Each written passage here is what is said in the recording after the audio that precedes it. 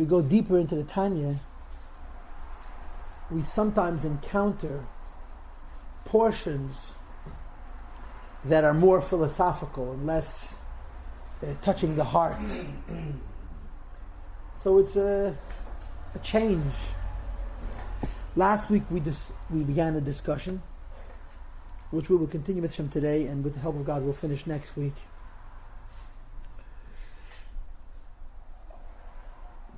About the idea that there is an effect, so to speak, a difference of opinion between us and Hashem.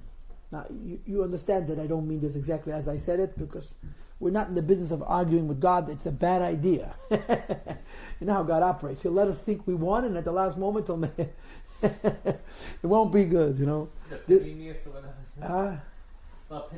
the Torah, books on Peninius and everything, and I thought one, don't really I care more about Medrash than Peninius. There's a Medrash that gives an interesting example for this. There's two psukim in the Tanakh. One pasuk says, Shuva Elai v'ashuva aleichem. You return to me and I will return to you. God says to the Jewish people. And the Jewish people say to Hashem, Hashiveinu Hashem Elecha v'nashuva. You return, you embrace us and we'll return to you. So there's an argument. Who's going to make the first move? We say to the Eibishter, he should make the first move. And Hashem says to us that we should make the first move. So there's a song, Avram Fried has a song called Yochid V'Rab Malocha Karab. When it's one against many, you follow the majority. So there's many Jews and there's one God. So we become the majority. Apparently there's a source for it.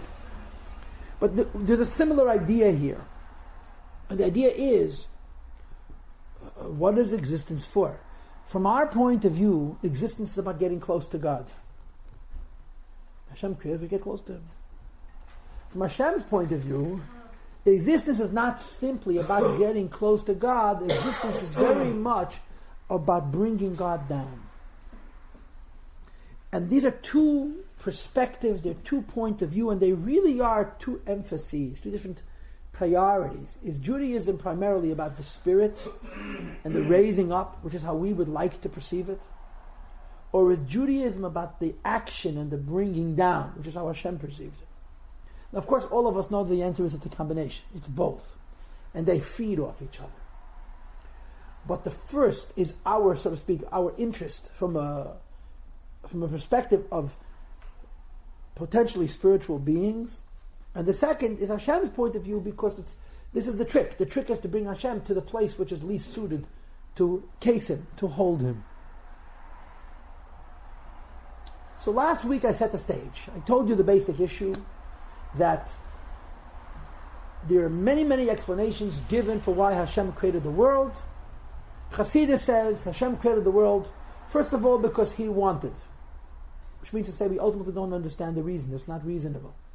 And what He wants is to, quote, to have a home in the lowest realm, end quote. In other words, that godliness should be brought completely to the place which is least suited to receive Him. In other words, to perform the greatest miracle of all, to bring the truth of Hashem to the place which is least tolerant of that truth. This is what we talked about last week. Today we begin applying it. In other words, translating it into practice. And I've chosen to divide this topic of applying this principle to 2 lessons. We'll do Mitzvah, half of it tonight, and with the help of God, Mitzvah, we're going to do half of it next week. We've already had a question raised in the Tanya, in chapters 4 and 5. And in chapter 35, in effect, Alter Rebbe asks a question he's already asked. Because there's a different point. There's another kvetch, there's another nuance in the question that is being raised now. And the question is, it's going to sound simple, I'll explain it. Why does a Jew need Judaism? Why do we need religion? Why do we need Torah and mitzvahs? Why is it necessary? Now, what do you mean, why is it necessary? Because if we didn't have the religion, if we didn't have Torah and mitzvahs, we wouldn't know what to do and we'd be lost. It's an obvious answer. But the question is more involved. The question goes something like this. One of the core original teachings of Kabbalah and Hasidus, which I suppose we could say does not exist in the philosophical model, is this concept of the Jewish soul. And the concept that the Jewish soul is godly. The meaning of the word, the concept of the Jewish soul of godly is, you don't have to give a Jew Judaism. It's his. You don't have to give a Jew a relationship with God. He naturally has one. So if it's true, as Kabbalah and Hasidus insist, that we are what's called, in quotes, a portion of God above Mamish, right? Or Hashem's children. Which means to say, the truest expression of a Jew is his natural one. The truest expression of our relationship to God is not what we do, but we are at our core. So the question is, why do we have to have all these rules? Why do we have to have all this form and detail and instruction and study and ritual and so on and so forth? Let a Jew simply, as if it's simple, reveal the neshama, and at the level of the neshama he has a natural intimacy with God. This is a question. Why do we have to have Torah and mitzvahs? So in chapters 4 and 5, the Alter Rebbe addressed this question, and he answered very plainly, and it's a little bit of an embellishment on my part. In other words, I'm telling you what I think he means, but I'm pretty sure that that's what he means. The answer is very simple. Sure, it may be true that a Jewish soul is a portion of God, but when it emerges in this world, it doesn't feel like that. In other words, it may be true that the neshama in the highest heights of heaven, in its earliest source, where it comes from, it's a piece of God. When it comes into this world, it's a person. With all the distractions, and all the confusion, and all the divisions, all the conflict, all the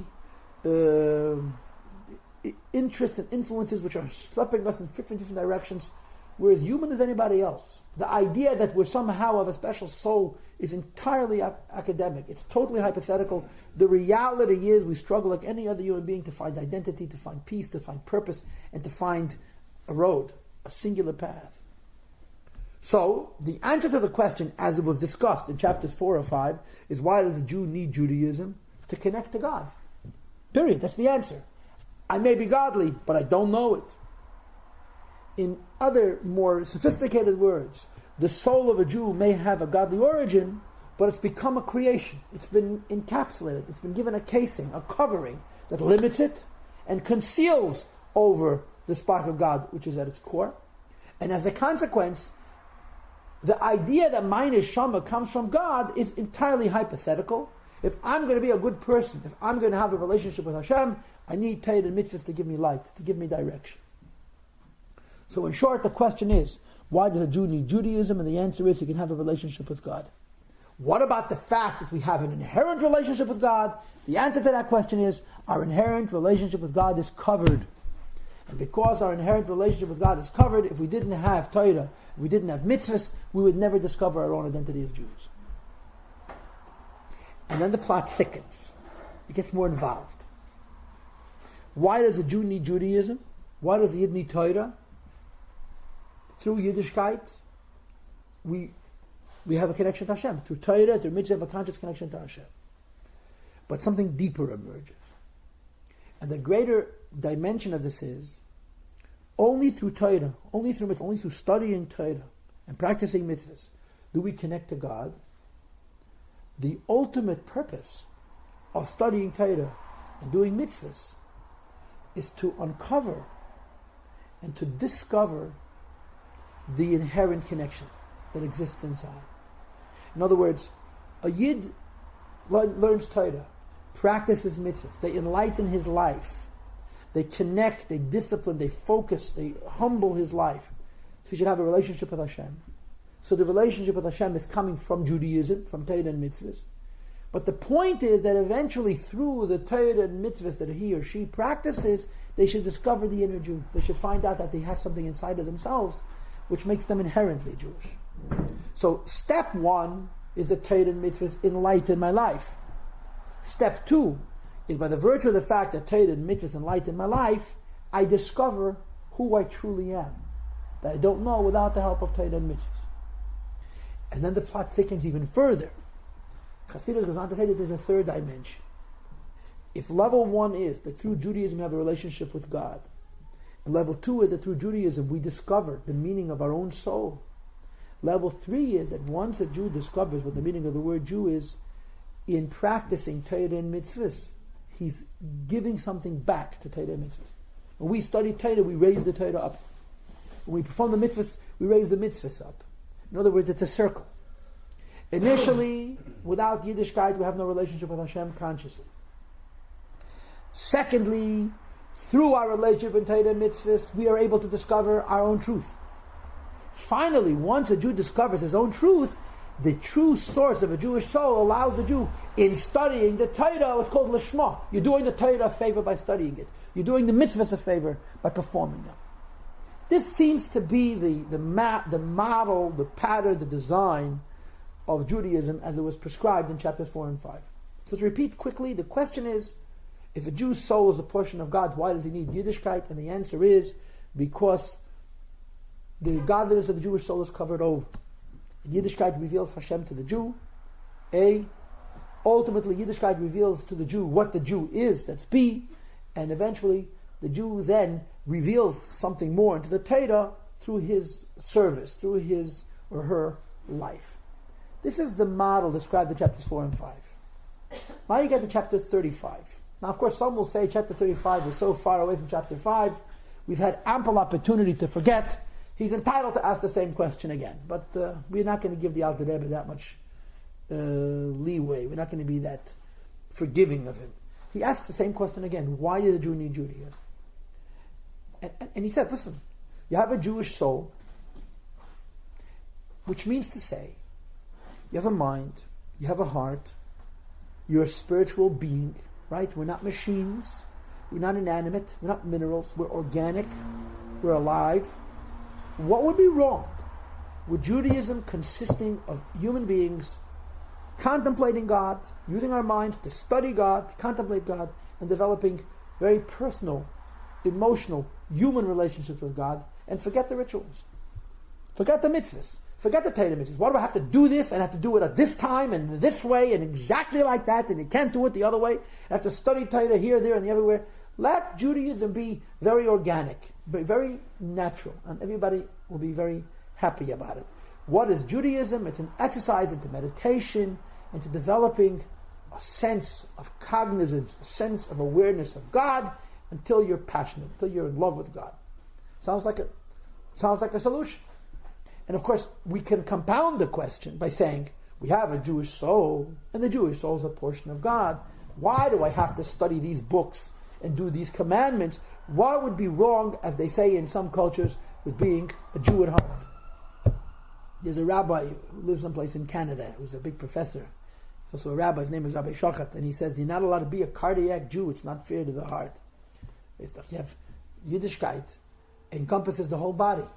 You have 248 commandments, they correspond to the 248 limbs. But if you put the whole Jew on the heart, the poor heart can't bear the strain, the pressure, it's not fair. Can't be a Jew at heart. It's got to spill over, it has to radiate from the heart to the whole person. But this is an argument which is made by many, and the Alter Rebbe makes the argument here. What would be wrong with making Judaism a cardiac religion, a religion of emotion, a religion of spirituality? And Judaism, without question, has a spiritual dimension, but undoubtedly and undeniably and obviously it's a religion of ritual. There's so many things you have to do, so many things you're not allowed to do, and it has to be done precisely in a particular way.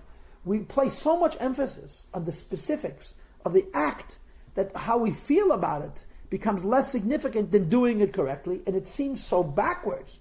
Shouldn't you be more concerned with the passion, with the human aspect of it, with the experience, with the sense of real connection, as opposed to, now sit down or stand up, you didn't eat enough matzah, have another little piece, or you didn't drink enough wine, or you didn't say the bracha correctly. There's so much emphasis on detail. Says Alter Rebbe, why? Why is there so much emphasis on this ritual centricity and also the study of Torah, as opposed to allowing Yiddishkeit to be, so to speak, more organic? And the explanation would be, I have a Jewish soul. I live, I discover God, I relate to God, I experience God. have a connection to God. That's arguably more real than the ritual, than the mitzvahs. And the fact of the matter is that in Judaism, mitzvahs matter very much. We place an incredible amount of emphasis on the deed. And it's very important to have a personal human relationship with Hashem, but it seems to take back seat. This is the question. So it is really the very same question that we asked in chapters 4 or 5, which is almost a year ago for us. But the Rebbe gives a different answer. And as this class unfolds, I hope to be able to illustrate to you the difference between the two answers in more crystallized way. In other words, I'm going to explain to you now the answer, but give me a little while to fully develop the distinction between the point that's being made here and the point that we made before about a Jew being connected to God through Judaism. The essence of it is follows, is a very, very simple point. I'll try to make a simple proposal. We all agree God is infinite. We all agree God is infinite. We're not sure what infinity means, but whatever we think it is, it's more than that. Or it's deeper than that. Or simpler than that. Or less comprehensible than that. But we all agree that God is infinite. It's also common sense that there cannot be a relationship between something which is finite and something that's infinite. It's simply impossible. As a limited human being, it's beyond us to have a relationship with an infinite God, with a perfect God, with a true God, because our constraints, our human limitations, don't allow us to have that connection. I'll give you the simplest example. We are human beings. And there's no getting away from the fact that as human beings, one of the things that we do consistently, we hope, is reason to understand. The invocation of reason in relationship to God is from the outset going to fail. You cannot intellectually reach God. Not because you're not smart enough, but because God is not in the realm of the smarts. He has nothing to do with reason. He's higher than reason. We are passionate. We're emotional beings. We relate to things based on how things are experienced by us. That's what the emotion is. Emotion is how I feel about a particular thing. You can't feel God. Just as you can't grasp God intellectually because He's infinite, you cannot really have the truth of God through passion. This doesn't mean your mind has no relationship with God. It doesn't mean your heart has no relationship with God. It does, however, mean that your mind and your heart can't have a true relationship with God. So there's really only one way. There's one way to have a relationship with God that's true. If we do it on God's terms. We let Him set the criteria. Him set the rules. Now, if God comes along to us and say, okay, you want a relationship with infinite God? Jump. Not off the Empire State Building, onto it. I can't do it, then we can't have a relationship. Finished. Conversation over. Guess what? God knows that too. So there's a solution which is so basic in Yiddishkeit and truly common sense if you have faith. And that is, the key to our relationship with God is not to try, but to let Him in. Not to try and fix a connection to God. In other words, not and try to adapt God to ourselves, but to permit, to create space within ourselves for the presence of God. Because every time we try, we're pushing Him away. The moment we engage in our mind, we're defining God, which is wrong. The moment we engage in our heart, we're subjectifying God, which is wrong. But you can permit God in. How? Submission. The Hebrew word for submission is bittul, or bitul. This is a Hebrew word that really defies translation. I've been teaching for many, many years, and I'm still looking for a one-word translation. The ones we have just don't do it justice. So I like to translate bittul as bittul. The deficient, the inadequate English translation of the word bittul means self-nullification. Self-nullification doesn't mean you take a hammer and you pound yourself on the head. Self-nullification means you make space for God in yourself, on God's terms, which means we don't tell God how to relate to us. We say to God, whatever you want. Another way to articulate bittul is what we call, and what's called in convention, Kabbalah Soil Malchus Shamayim, or in Hebrew, Kabbalat Ol Malchut Shamayim, accepting the yoke of the kingdom of heaven. One of the important and real aspects of our religious life is the ability to accept. I don't only mean the ability to accept challenge and hardships and suffering and things we don't understand, which hopefully we'll never know.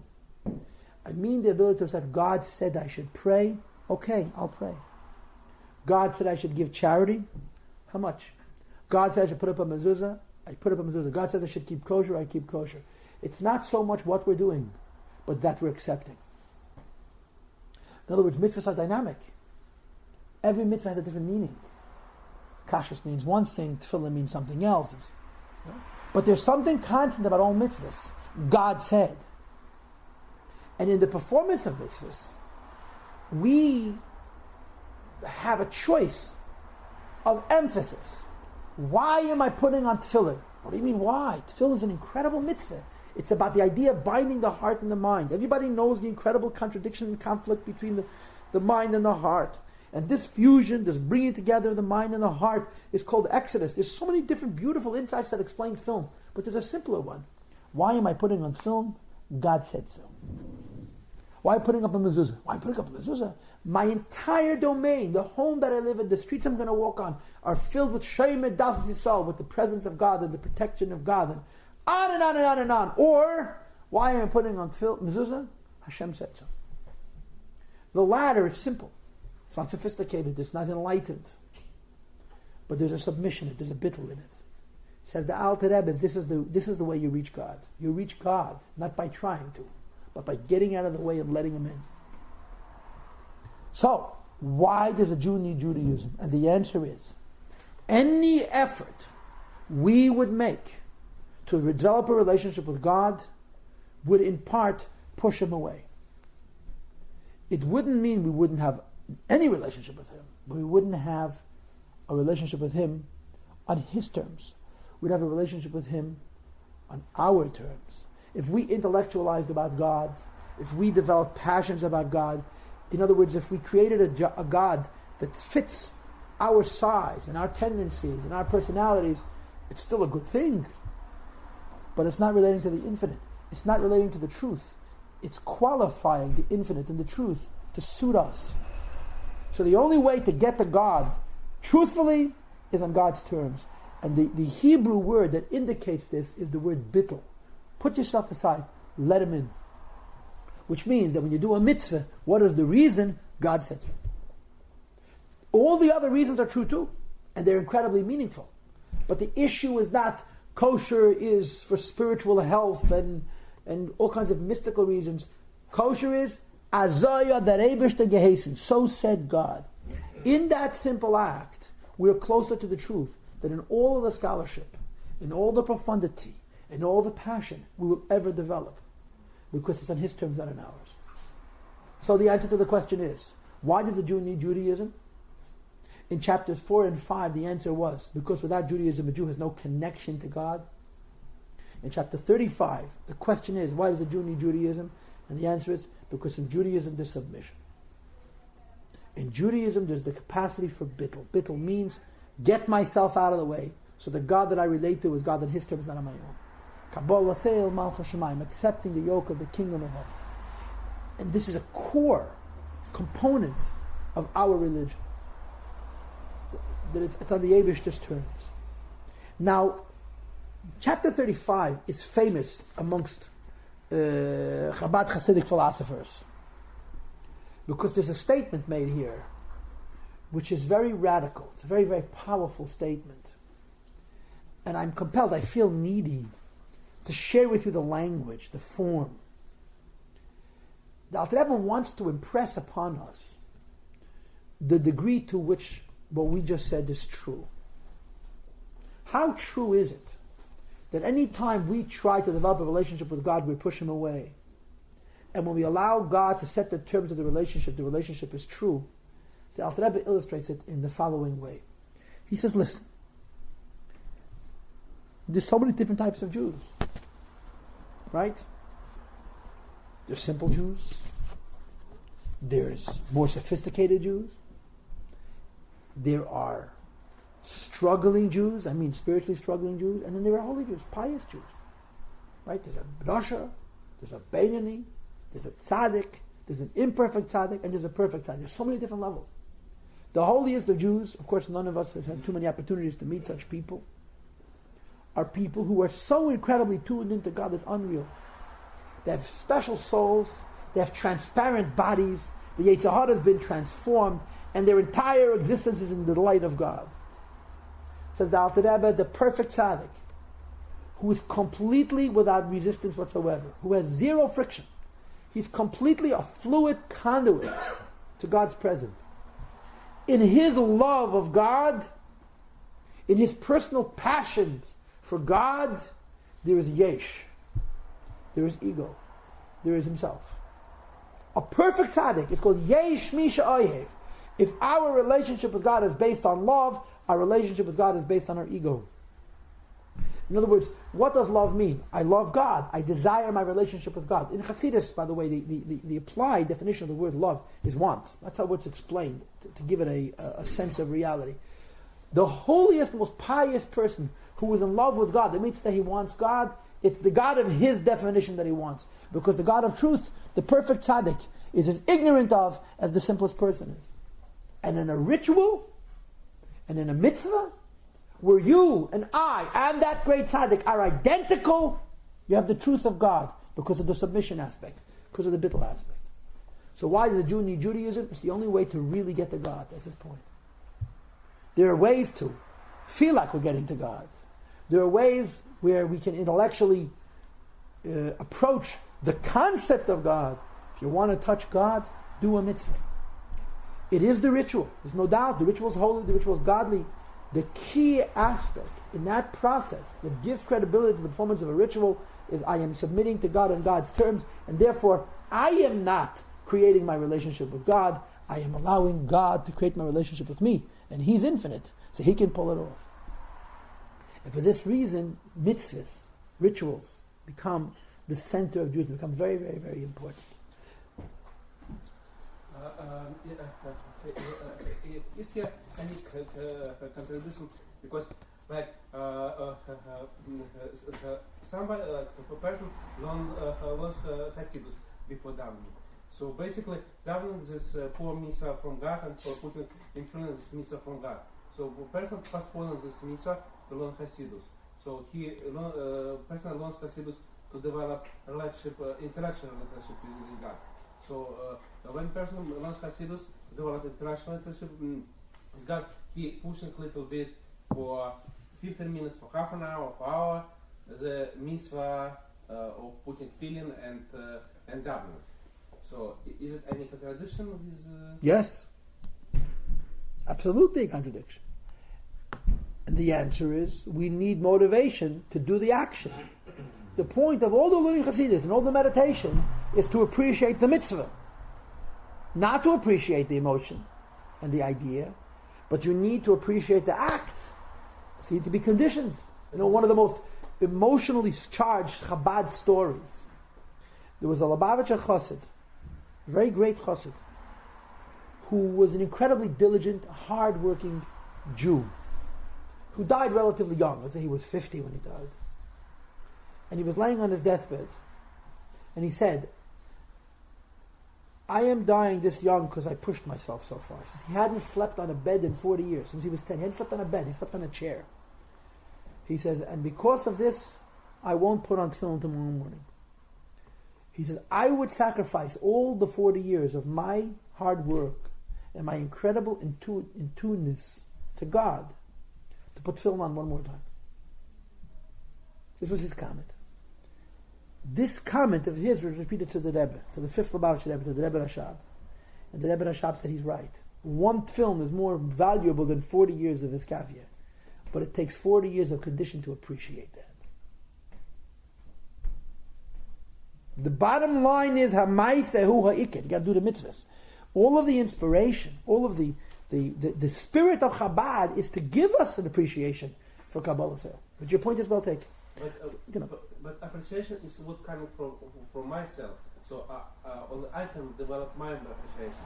So when I make it mitzvah, it's nothing to do with appreciation, just simply do God's will. You need a motivation to do God's will. You need to appreciate the idea of God's will. That's why you learn Chassidus. The Tanya quotes a Zohar, this chapter 35, in making the point that I just made. That says like this. The pasuk says, "Chacham eino b'roshei." A wise man has his eyes on his head. It's a pasuk. A wise man has his eyes in his head.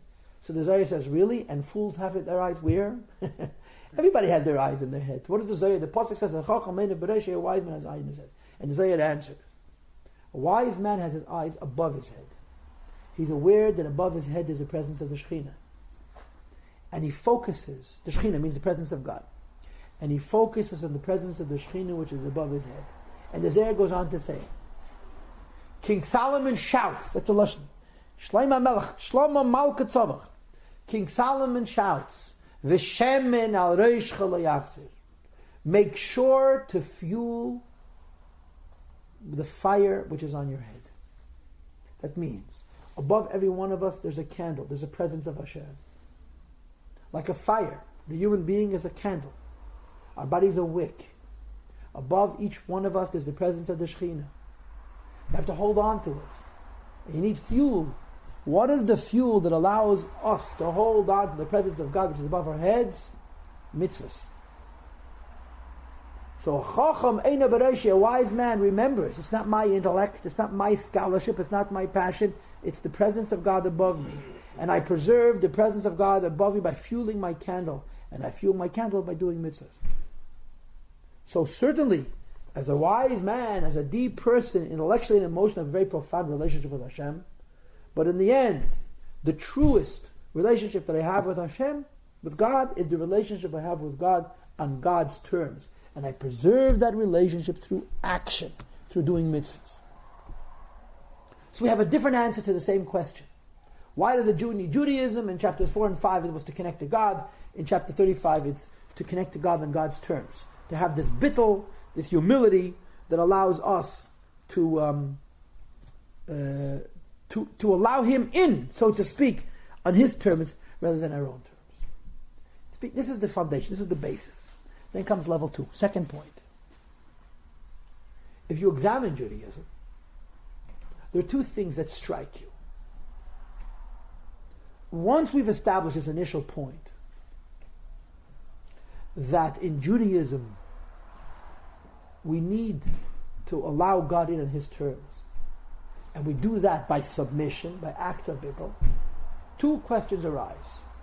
A, why is Judaism so action-centric? Why so much deed? Why so much ma'aseh? Why so much ritual? So many things you have to do. You have to study also, but there's so many rituals. It seems to be the center of our faith, of our religious life. And question 2, why does God design man to struggle? Now, struggling is difficult enough. The real question is, why does God design man to struggle and he will never finish struggling? We come into this world, we have a Yetzer Hara, right? Anybody ever met the Yetzer Hara? He's my best buddy, follows me around. He shadows me. And the interesting thing about the Yetzer Hara is he has 1,001 outfits. He always comes with a new arrangement. He always looks original. And frequently he looks very pious, but he's the same devil. He's the same demon. The Zelbi Yetzer Hara. So you struggle with the Yetzer Hara. Part of the struggle with the Yetzer Hara is this struggle of humility. One of the hardest things to do is to submit. Right? What's the word that they use in psychology? Surrender is courageous. You have to surrender to God. Let God set the terms. So you struggle with it. The Yetzer Hara doesn't want to surrender. The Yetzer Hara says, God, I'm not in the mood of kosher today. I don't want to put on tefillin now. And you do it because God said. If you knew that when you turn 60, the Yetzer Hara is dead, you become a tzaddik, and it all becomes easy. So you say, okay, there's a prognosis, there's a plan, there's a prospect. But if you know, Mitzvah, you live 120 years, and on the 119th year and 364th day, Yetzer Hara is going to be just as viable and robust on the day you were born, and he's going to harass you about I don't know what. And you say to yourself, why? The Eibishter puts us into this world. He gives us a struggle.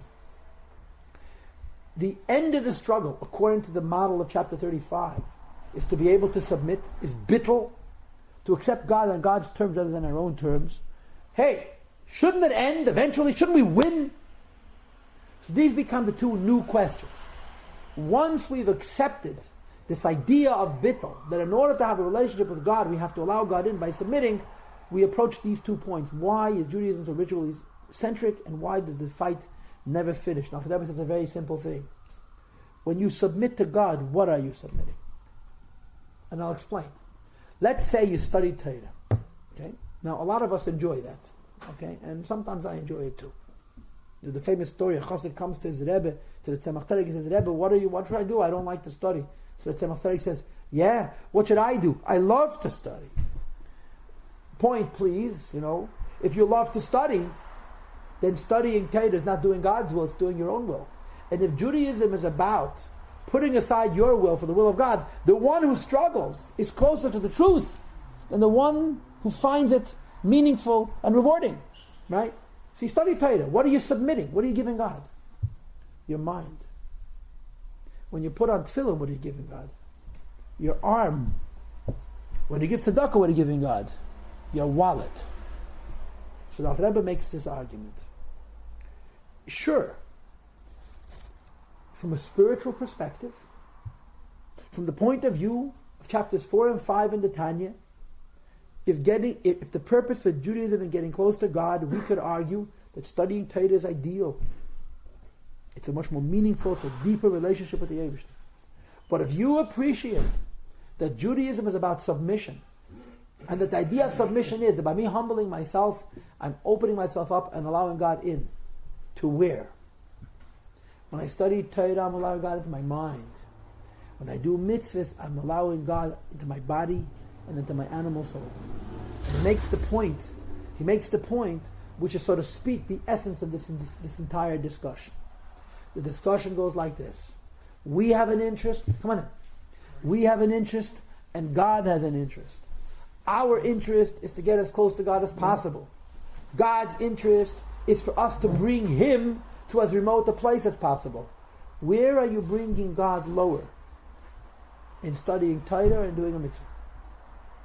In other words, where are you giving more of yourself to Hashem? When you give God your mind, or you give God your body? And you give God your estate, your wealth, your possessions. Which is, of course, represented by more than anything else the mitzvah of tzedakah. And we'll talk about this at length next week. So Alter Rebbe says this answers both of those questions. Why is Judaism ritually centric? Why is Judaism about action? Because if the essence of Yiddishkeit is to bittul ourselves, to submit to God, so that God can set the terms of our relationship. Right? We're not trying to connect to God. We allow Him in by saying, I'll do whatever you say. In an action, you've given a lower level of yourself to Him.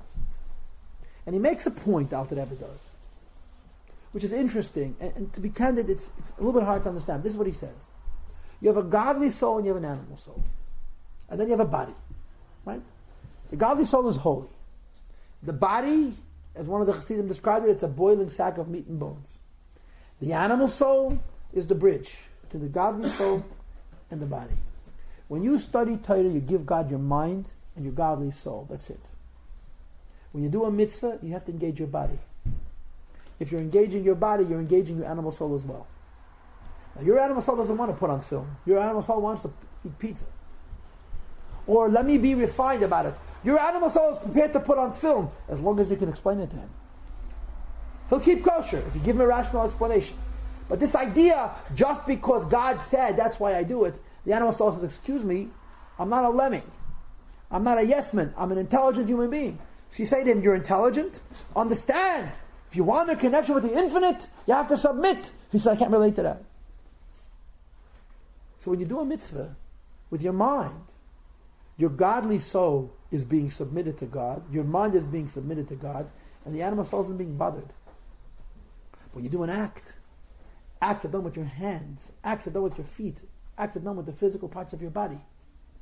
You are submitting your body to God. And if you're submitting your body to God, you're submitting your animal soul as well. He describes it by saying, the selfish soul within a person, the animal soul within a person, who in the scheme of tonight's class would say, listen, I'll do what you tell me if it makes sense. When we do a mitzvah, we're forcing him to become a collaborator. We're forcing him to become a partner. So, why are actions so important? Why is the struggle of Judaism so important? Why isn't it easy for us? Why aren't we all holy and pious? And the answer is because the submission on a level of action and the submission in our struggle brings God to a much lower place than God would come to if we didn't have this struggle, if we didn't have this dimension. This is why actions are most important. Okay? And I'm going to give you an example. This will be tonight's point. And Hashem next week will make a different point. Abraham, Avraham Avinu. He passes away this week in Chayei Sarah. But the last couple of weeks, they were very positive pashas, full of joy. The whole pasha we lived with Avraham Avinu. The Gemara says, the Talmud says, that Abraham practiced all the 613 mitzvahs. He did all the mitzvahs. Of course, the question becomes how he did the mitzvahs. The book hadn't been written yet. The Sefer Torah had not been written. Of course, the answer is that there is a mystical Torah which exists for much before. The Rabbi writes in Tanya that Avraham Avinu had access to the Kabbalistic Torah, to a spiritual Torah, to an esoteric version of it. And he was so astute, he was so bright, that by studying the mystical dimension of the Torah, he was able to extract, so this means I should do this act.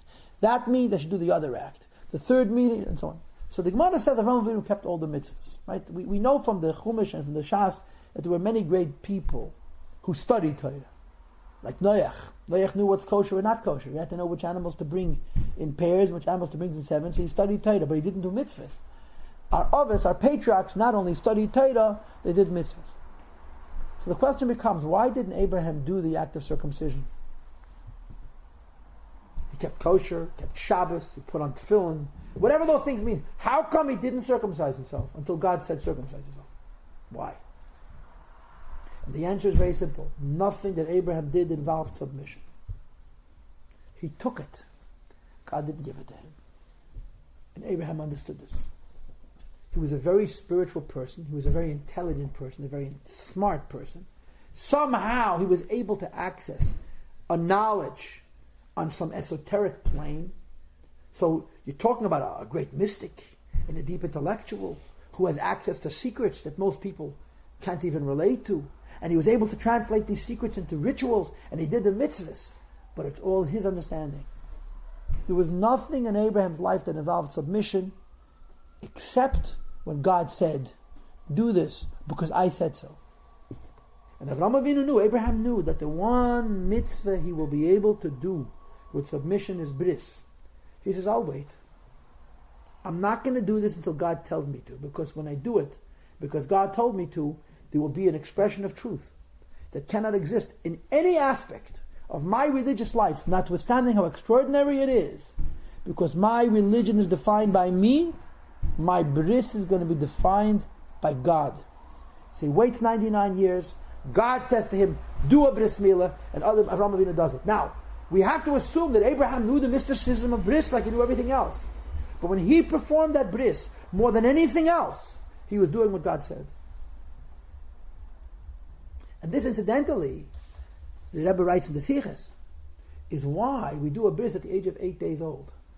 You know, one of the interesting dramas in the Midrashim is an argument that takes place between Yitzchak and Yishmael, Isaac and Yishmael, Avraham Avinu's two children, where they're arguing about their loyalty to God.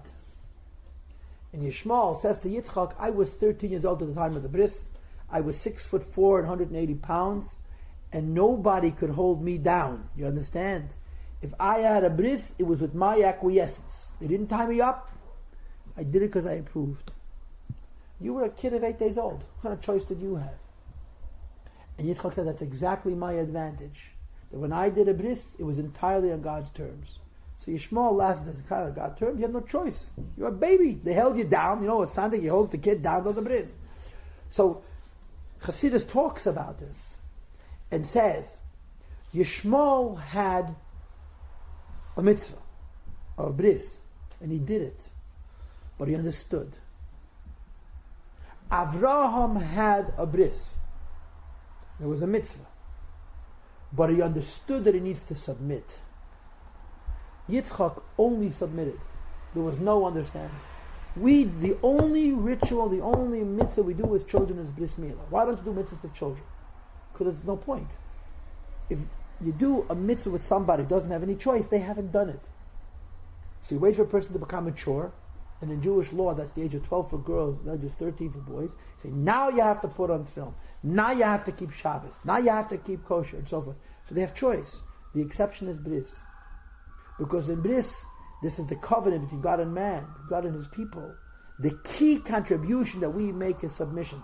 There's no greater act of submission than having no choice at all. Judaism is not defined entirely by bris milah, but it's anchored in the idea of bris milah.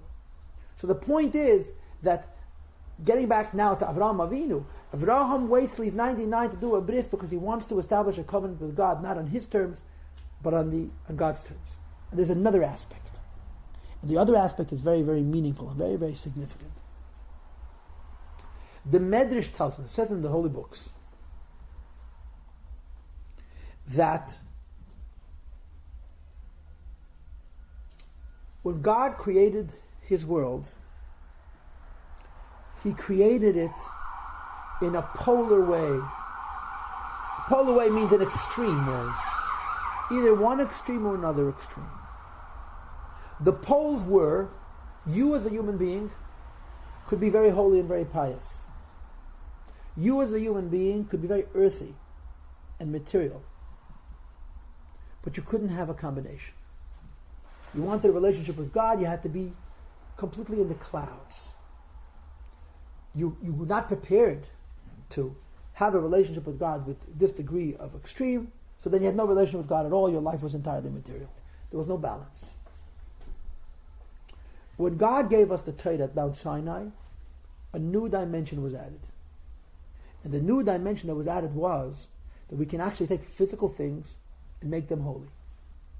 In other words, it says in Kabbalah, that Avraham Avinu, Yitzchak Avinu, Yaakov Avinu put on tefillin.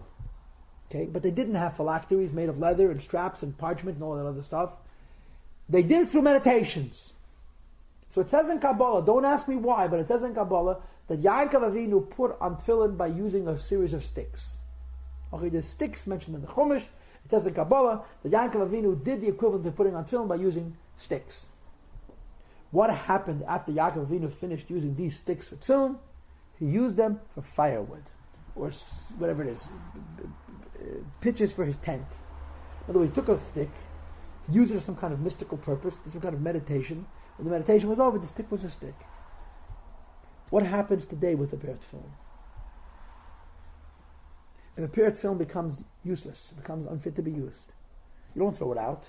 It's not garbage. It has to be treated with respect. Because when Hashem gave us the Torah, he changed something fundamental. The change that he made was that now we can make a physical thing holy. When I use a physical thing in the performance of mitzvah, I make that physical thing holy. The beginning of making physical things holy is making our physical bodies holy. The first place we begin elevating the physical world, or to say it in the alternative form, the first place we begin in giving to God so that we can get God on God's terms is in our body. The mitzvah that this is represented by is bris milah. So Avraham Avinu was in a way a half Jew. He was able to give God his body, but he couldn't give God the things that were beyond his body. So the Alter Rebbe says here in this chapter 35, in Judaism, mitzvahs, maisias matter, ritual matters, action matters.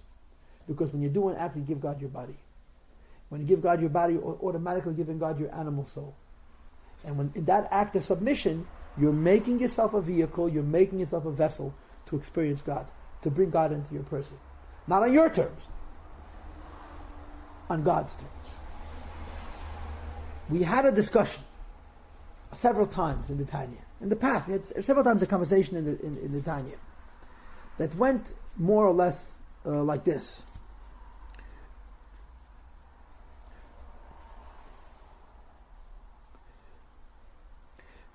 Pre-Kabbalah, before Kabbalah comes on the scene, reality goes under three criteria, three categories. What you have to do, what you're not allowed to do, and do whatever you want. In life, there are three areas of stuff. What you have to do mitzvahs. And pay taxes, okay. And the other thing we won't discuss, okay. What you're not allowed to do, you're not allowed to sin, okay. And then do whatever you want. Do whatever you want means it's an arena, it's an area in your life where Hashem says, I'm not going to mix in. It's up to you. Choose wisely and don't hurt yourself, right? If it's kosher, why not have two? If it's free, we'll have four, whatever. But there's an incredible arena of things where God, so to speak, mixes out. This is the classic model. This is the standard model. When you learn Kabbalah, on the other hand, something very frustrating emerges. And it really is frustrating. There aren't three things, there are two things. There's, what did George Bush say? Am I allowed to mention his name? If you aren't with us, you're against us, right? It's a simplistic statement. We can debate the politics of that when we'll have a political forum. But in Kabbalah, that's how it's said. If you're not with him, you're against him. There are two kinds of things. Things that are pro-God and everything else. Because if something is not focused on God, that means it's focused on itself. It doesn't make it bad. It makes it not good. And in mysticism, not good is already bad. In other words, on a lower level of life, not good is not good. But on a Kabbalistic level, if you're not for him, you're against him. There's no such thing as neutral. That's the basic point. So Alter Rebbe had a discussion several times in the Tanya. What makes something holy? What makes something holy? And there are two answers to that question. A, the center of its being is God. Submission to God. B, by the virtue of the fact that the center of its being is God, and it submits to God, God rests. I'll say that again. There are two concepts that define something as holy. For something to be holy, it has to be given to God, and when you let God in, He enters. So the two things are the submission to God and the inviting the Eibishter into your life. This is the point. When you do a mitzvah using your hand, you've allowed God in. If you allow God in, He's rested. If you put on tefillin, you've given God a part of your body. You've given God some of your time. What you give of God, that's where God rests. So the answer to the question in chapter 35 is, why do the Jew need Judaism? And the answer is, so we have vehicles through which we can give God not just our mind, not just our soul, but our body. And when we give God our body, we bring God down to the level of our body, which may not be that important to us, but it's very important to Him. He wants that we should bring Him to the lowest level. And we bring Him to a lower level through our actions than we bring Him through our meditation, through our more mystical and more exotic involvements. And finally, the Alter Rebbe finishes off the chapter with an interesting story. According to what I just said, anytime you do a mitzvah, you submit part of yourself to God, you invite God in, and God rests. So he mentions a Gemara that the Talmud says, Gemara says, whenever you have 10 Jewish people together, the Shekhinah rests. God is present. Kol be'asara, Shekhinah sharia. 10 Jews gather, the Shekhinah is present. So there was some smart aleck who says to Rabbi Gamliel, that's one of the great rabbis, you must have many gods. Why? You have many shuls. Every community has a different shtibel. 10 Jews, God is present, so God is here, and God is next door, and God is up the street, and God is on the next block, and so on and so forth. And of course, the old story about the shul I daven in, the shul I would never go into, and the shul neither of us would go into. And each one of those places, God is present. So Rabbi Gamliel gave him a simple answer about the sun and the sun's light and many windows. The sun is one. The rays of the sun are one. If you have more windows, the light shines in through more windows. Every act of a mitzvah is a window that invites God in.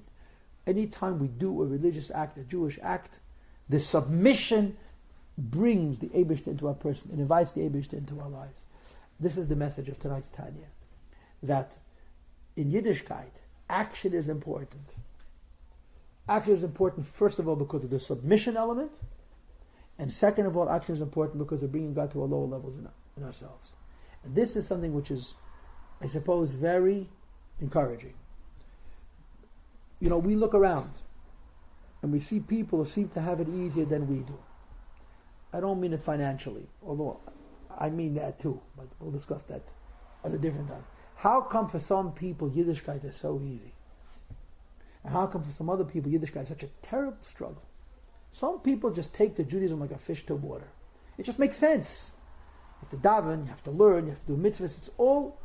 It just seems to fall into their personality effortlessly.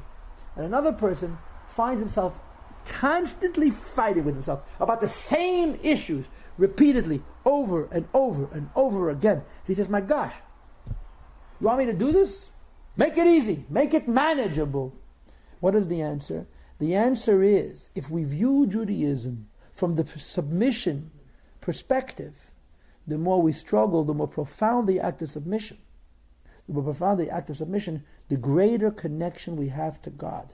In other words, in an interesting twist of fate, in an ironic way, it's conceivable that a Jew is having a much harder time being Jewish, and he can barely maintain his identity as a Jew, and he makes mistakes. But in the end, periodically, a few times a day, or most of the time, he does what Hashem wants. Because submission is more difficult for him, his invitation, his transparency, his ability to say, okay, now God, you win this round. Welcome. There's a much purer opening up for the presence of Hashem. So in an ironic way, you are a greater host for the Eibishter than the person who takes to Judaism like a fish to water. Because for that person, the obstacle to the invitation to Hashem is the fact that he enjoys it, is the fact that he appreciates it, and therefore he's inviting God in, whether he intends to or not, on his own terms, not on God's terms. So struggle has its rewards, for many reasons. The Alter Rebbe proposes the reward for the struggle is the struggle itself. And of course, this is what the Zusha said, that we all know. The Zusha used to say, no one is going to hold it against me for not being Abraham. But boy, will I not be forgiven for not being Zusha. Right? The criteria is, there's a lot of us. There's many of us. And there are as many versions of Judaism as there are individual Jews. I don't mean to say you can keep Shabbos on Tuesday, or you can have another version of kosher. But I do mean that in terms of avodah, in terms of the human aspect of the relationship we have with Hashem, there are as many different variations as there are individuals. And it's a dynamic thing. It's a complicated thing. Judaism is about everything. It is about the mind. It is about the heart. It is about the soul. But ultimately, it's about submission. How about with this? So isn't that for some people it's like taking fish to water, and some people are right there. Submission, you got to work on it. You got to. It's like everything else. It's like everything else. Everybody struggles in their own way, in their own area. Each one of us has the things in Yiddishkeit that appeal to us. Each one of us has the things in Yiddishkeit which are a struggle for us. The aspects of Judaism that we struggle with, this is where our submission is. This is where we define ourselves as Jews. Because, in the end, Judaism is not about how meaningful it is, but how submissive we are. It's an interesting thing to contemplate, but it's true, and it actually makes sense. It actually makes sense. Which is why the Rebbe says in some of his talks that if a person is trying to figure out what's the most important thing for him to do in his life, it may very well be it's the thing he likes to do the least. Which is not fun to consider, but there's an element of truth to that. Go ahead. So a person who sticks to Judaism like a fish in water, what would they have to do to become more submissive, to have more of a struggle? Okay, he would have to push himself beyond what he's comfortable with. The bottom line is this: every person's got a threshold. Every person has a ceiling, right? The Talmud gives the example of studying something 100 times versus 101 times. Studying something 100 times is quite an effort, right? After 3 or 4 times, you and I are burnt out. But the Talmud says if you're used to learning something 100 times, that's not your submission. So do it one more time. And every person can manage to find a way to submit to Hashem. You have to just push it. You have to find your threshold. You have to find your end and go a little bit beyond it. You follow? Yeah. And if we don't do that, then we become comfortable, which is not so bad, but it's not so good either.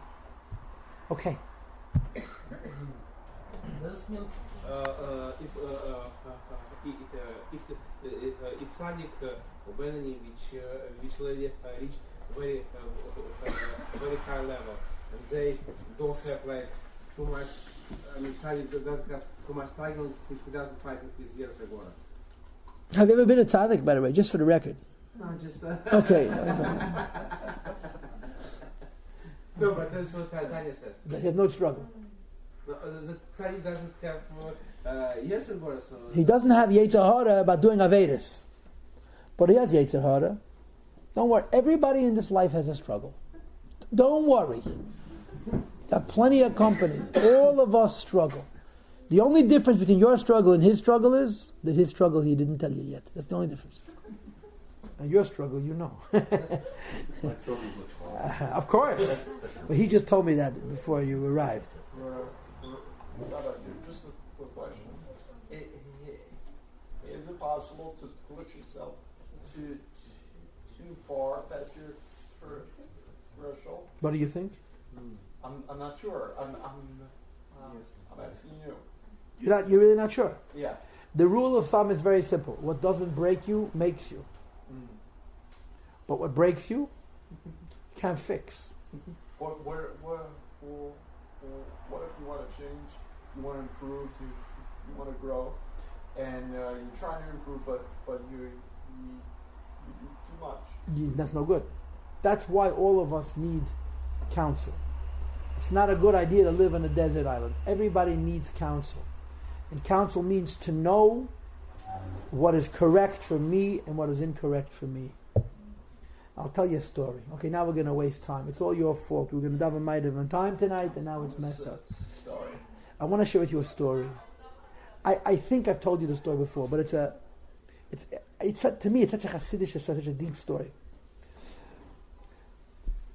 There is a concept in Judaism called Hidur Mitzvah.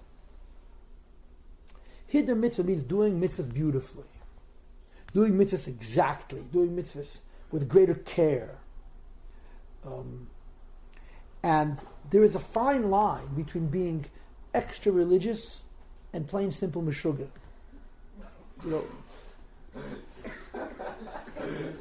there's a point at which frumkeit ceases to be frumkeit and it becomes obsessive. It becomes not healthy. So what is that point? And the answer to that question is very, very individual. You know, for you, the standard is such. If you would become hyper-religious in this way, you'd crash land and it would be counterproductive. It would be beyond your threshold of what is considered reasonable and appropriate. The more involved, the more tuned in a Jew is, the higher that standard, that threshold becomes. But everybody got that threshold. And I'll tell you a pre-story to the story, a beautiful story. I grew up in Crown Heights, on Crown Street. And there was a fellow, it's a sad but true story, who used to double park his car every Shabbos and Yom Kippur on the street. It was all a block full of Orthodox Jews, and he would wash his car. As a child, I never realized this was an act of spite. He was a Jewish fellow who was letting us know, who cares about your Shabbos? This was a ritual. He did it every week. His father and his brother were frum. They would come to shul and daven. So his father told me an incredible story. His father told my father, an incredible story. That in 1929, 1930, the previous Rabbi visited America the first time. And he saw this young man who in my childhood would wash his car on Shabbos. And he was very frum, very religious. He had a long beard, he had payas. In America in the 1930s, there was like, huh? You said he would wash his car. Yes, wash. What do you think I said? Watch it. No, wash. And a half a century before, he was so religious. And he dressed like a very religious Eastern European Jew, living in America, defying America. It's an attitude of... Now, is that a good thing or a bad thing? It's a good thing, but there's a threshold. So his father told my father the following, that he once came, this son of his, came to what the previous Rebbe was. There were hundreds of people. And the Rebbe spotted him. A boy in America with a beard was extraordinary, with payas. He dressed like a chassid and so on. And the Rebbe called him over. So he comes over to the Rebbe, and the Rebbe says to him, why aren't you wearing a tie? A necktie. Necktie! It's Gashmias, it's materialism. Who needs it? We are defiant, we don't care about the world. So the Rebbe raises his beard and says, look, I'm wearing a tie. Look, I'm wearing a tie. A half a century later, this person was a Machal Shabbos.